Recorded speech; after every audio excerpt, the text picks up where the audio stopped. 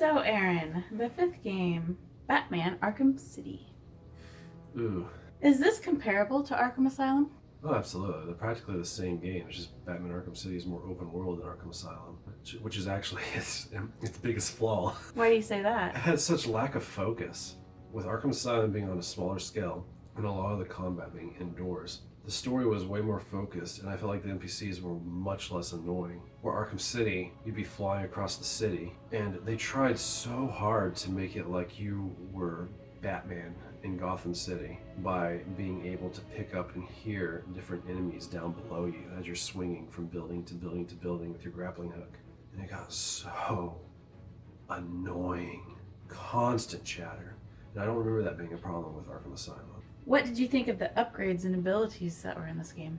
They actually hurt me more than helped me. I found that the typical punch and then counter, punch, counter method was way more effective, and I had a lot more control over my environment than if I tried to get fancy with my different devices, where it was so much easier to just kind of almost stand still and just wait for them to come up to you. Because it was very rare that they'd come up to you more than one guy at a time. So it was very easy to just kind of stand in one place, wait for them to swing their punch, and then just immediately hit right click on the mouse button, and then boom, counter it. As soon as I tried to use my keyboard and start doing cool stuff like jumping up in the air and hitting the ground and making bats fly everywhere, or any kind of cool device that I had, like that's when I started dying. And that was strange. Mm-hmm. It's like I'm leveling up because this stuff is supposed to help me. Mm-hmm. But the fancier I tried to be, the more times I got killed. How about like the dialogue and the story as a whole? What did you think of those? I thought it had a great plot, but a terrible delivery. The idea of the Joker catching a disease is super interesting. And the fact that the Joker is played by Mark Hamill is even more cool, because Mark Hamill is my favorite Joker. I think Batman the Animated Series is the definitive version of Batman. Where I feel like they really messed up is they had a good idea, but they didn't have the wit or the writing skills to back it up. What I did notice about Arkham City is I felt like the writers wanted so bad to be clever, but they didn't know how to be clever. And a lot of the Joker's dialogue was really uninteresting. I kept playing because I wanted to know how everything was going to get resolved.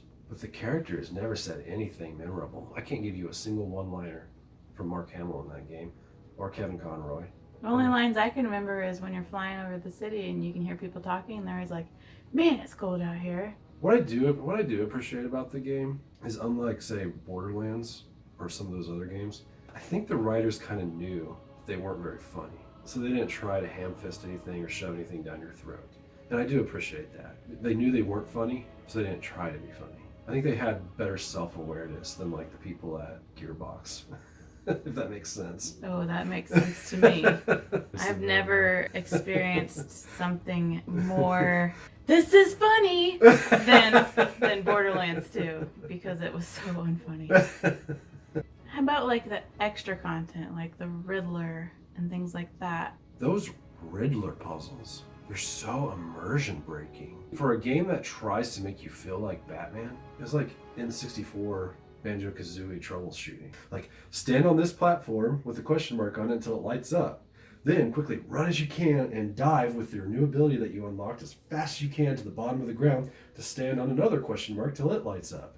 Then teleport all the way to the top of the building again, and if you make it within 5 seconds, your little cage will open up and you'll get a question mark trophy. And it's just like, I really don't think Kevin Conroy or Bruce Wayne, or for that matter Christian Bale, would have wasted their time doing that. It's like, yeah. Batman wouldn't do that. No, he wouldn't. He's not a dog trying to do tricks.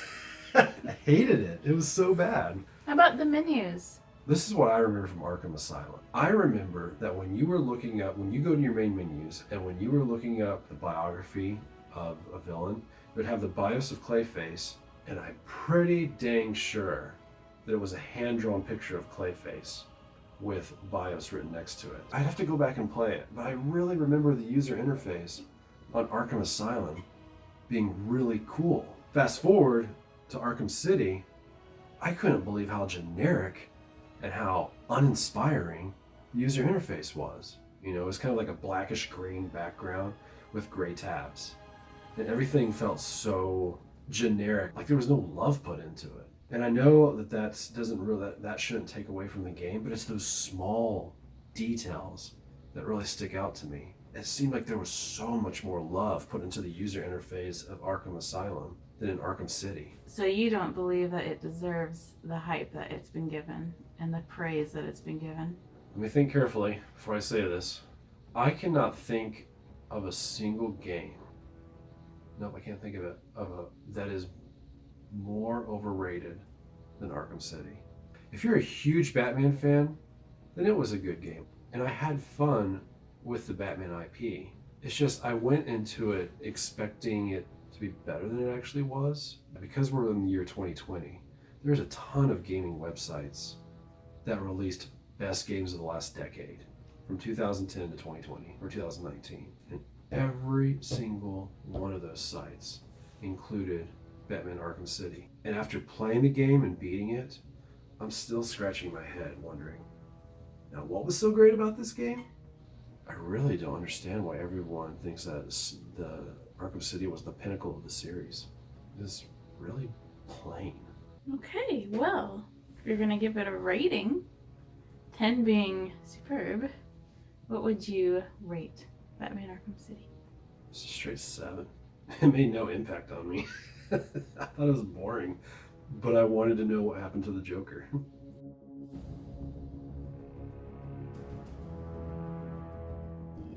It was all a lie.